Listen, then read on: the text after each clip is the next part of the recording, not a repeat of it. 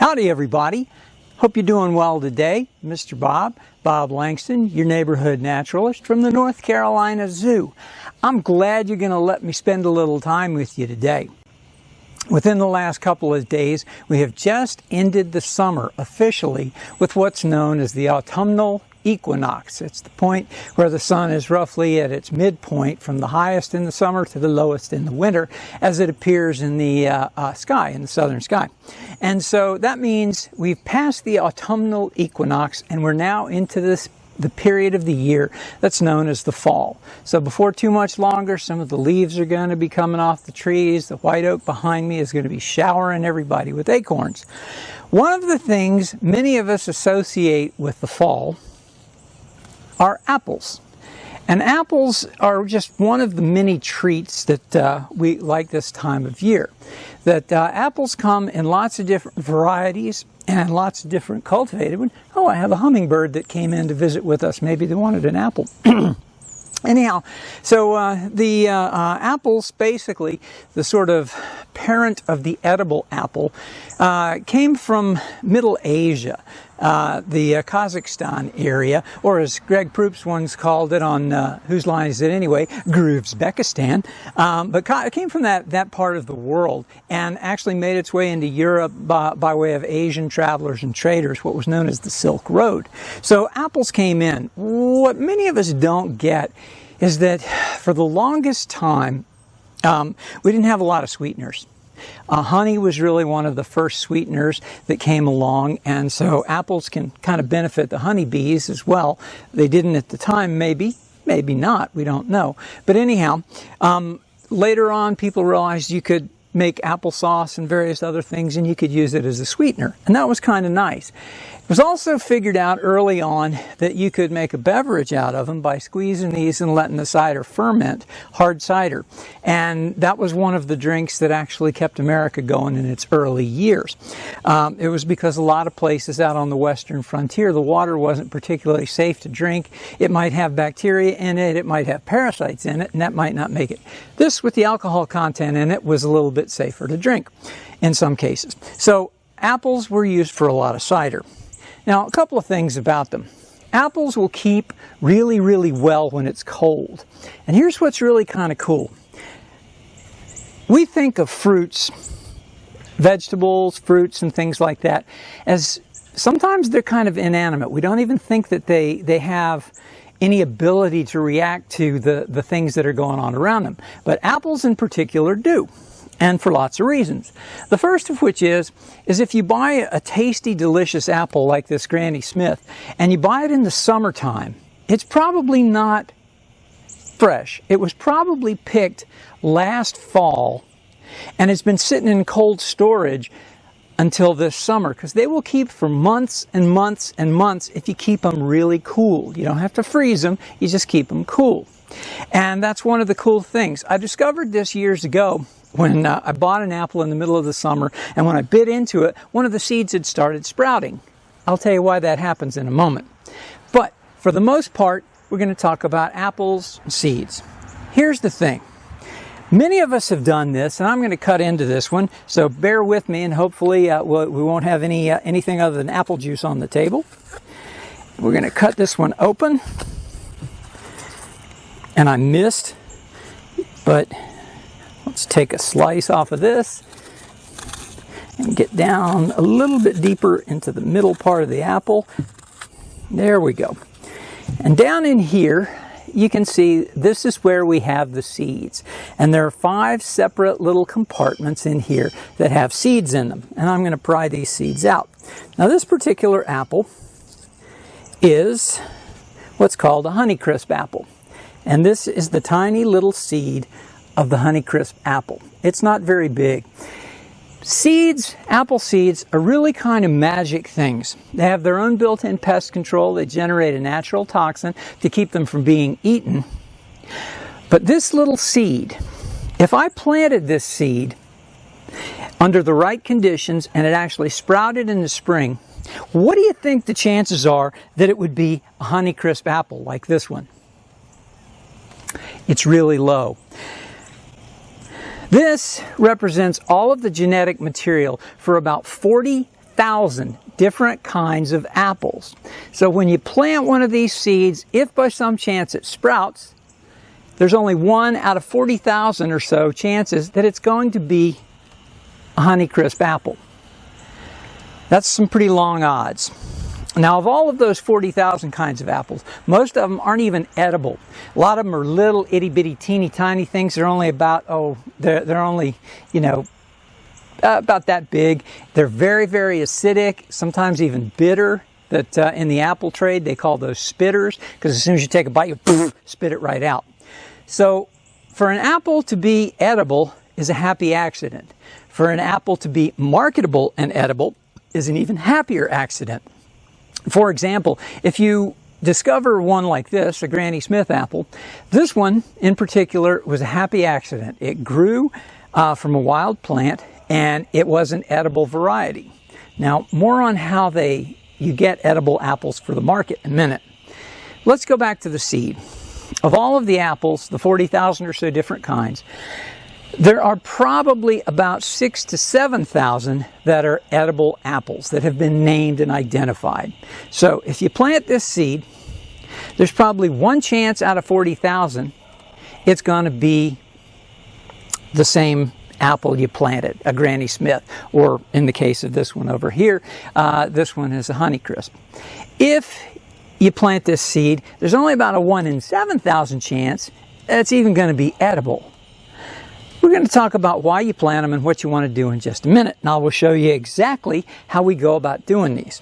I mentioned a little while ago that we don't tend to think of apples, fruits, and vegetables as being aware of what's going on around them, but they are. I mentioned a little while ago that these will keep when they're cold.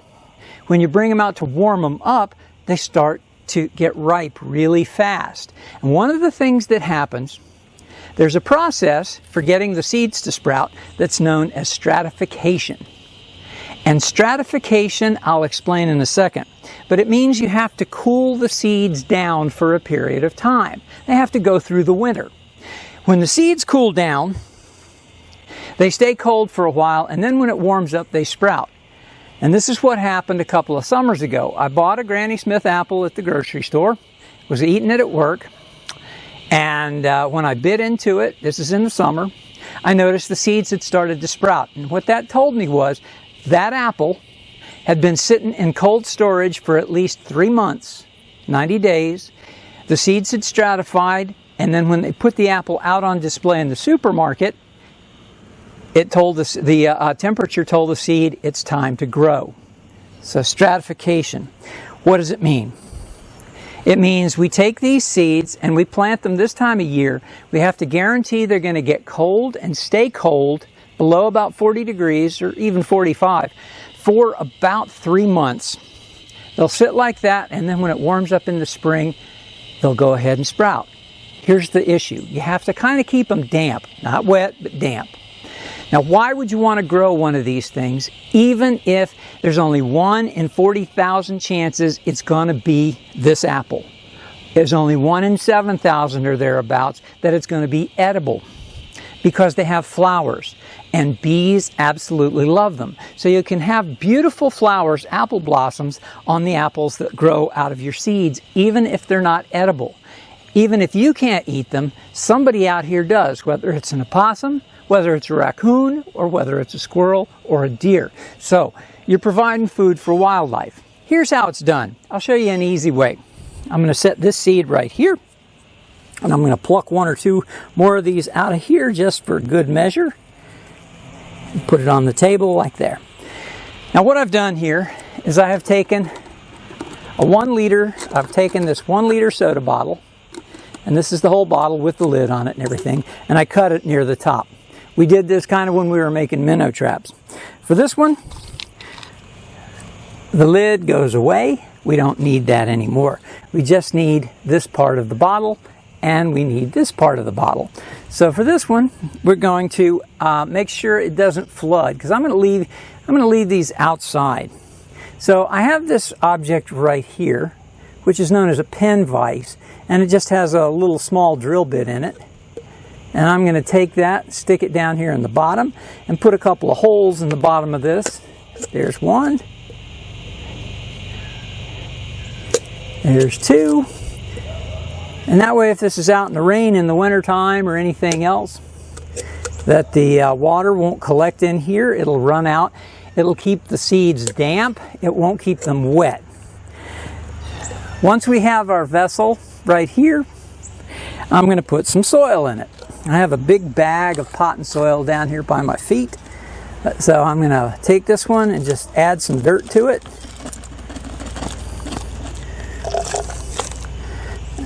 Sort of pack that down a little bit. And then I'm just going to take my seeds. There's one. And there's two. I'm going to reach down here with my finger and kind of poke them into the dirt a little bit. Then beyond that, I'm going to take the top of this bottle and I'm going to put it on upside down, kind of like a funnel. And squish this on down. You don't need to glue this. I wouldn't glue it if I were you. And the primary reason is because you want this to trap water. Rainwater will fall in there. Oxygen will get in and it'll sit there and do this. It'll grow. Now what happens is you'll leave this outside from now until next winter. It's late September, so we're coming into the autumn. It should cool off and this should work fine. We'll leave this outdoors. It'll stay out here. It'll get cool when the weather gets cool, and hopefully these will sprout in the spring. They will change. I'm not banking on them being Honeycrisp apples, even though that would be a delightful surprise. Now I do have a peach tree right over here that's growing. Peach trees do the same thing. Apples go wild in one generation. So when you take the seed out of this Honeycrisp apple, as soon as you plant it, it wants to become its wild ancestor. So it may be this tiny little hard, acidy, bad flavored thing. Apples are actually more closely related to roses and citrus than they are to a lot of other things. But so it has vitamin A. They're good for you and everything like that. One of the odd things, back in from about 1800 until the mid-1800s, about 1840, John Chapman, Johnny Appleseed, walked around through western Pennsylvania, Ohio, Indiana, Illinois, and carried around apple seeds, and he kept planting them. And he was not hoping to grow edible apples. We knew that that wasn't the way you get edible apples. You actually have to take a cutting from the plant where the Granny Smith apple comes from and graft it to one of the wild ones that's growing in here in order to get an edible, marketable apple. It's what's called top grafting, and you get smaller trees, but it's one of the ways to do that. Once the tree gets growing and gets established, it'll produce apples, many of them, for many, many years. The thing about John Chapman, he would stratify his seeds. He would go back to Ohio every year, and he would go through an apple mill where they made cider, and they'd press them, and the stuff that was left over, all of this part of the apple and the seeds, he would just root around and get a whole bunch of them, put it in a leather satchel, and he'd carry it over his shoulder. And the way he would stratify his seeds, John Chapman liked to sleep outdoors, no matter what the conditions were. So he actually carried this with him, so it kept the animals from eating the pomace, the leftover apple pulp, and the seeds, but it also allowed the seeds to get cold so they could stratify. So hopefully in the spring this will grow. It'll be a small apple tree. I'll put them in a different pot and we'll try and get them to grow and see what things come out of them in the future. But in the meantime, it is now autumn. I suggest heartily that you get one of these delightful apples. And if you can, some people even like to, I don't know, wrap them up in caramel or chocolate or something like that. I particularly prefer to just eat mine the way they are. It's great when I get a chance to eat one of these on camera. Anyhow, North Carolina Zoo is currently open. You do need to make your reservations in advance, buy your tickets in advance. And you can find out everything you need to by visiting our website at www.nczoo.org. You can buy your tickets, make your entry reservations, find out all the details about coming on into the zoo. Weather's getting cooler. It's really nice to come down and see us. So please, take the opportunity to do that. For the North Carolina Zoo, I'm Bob Langston, Mr. Bob, your neighborhood naturalist. You guys take care, and hopefully we'll see you soon. Bye now.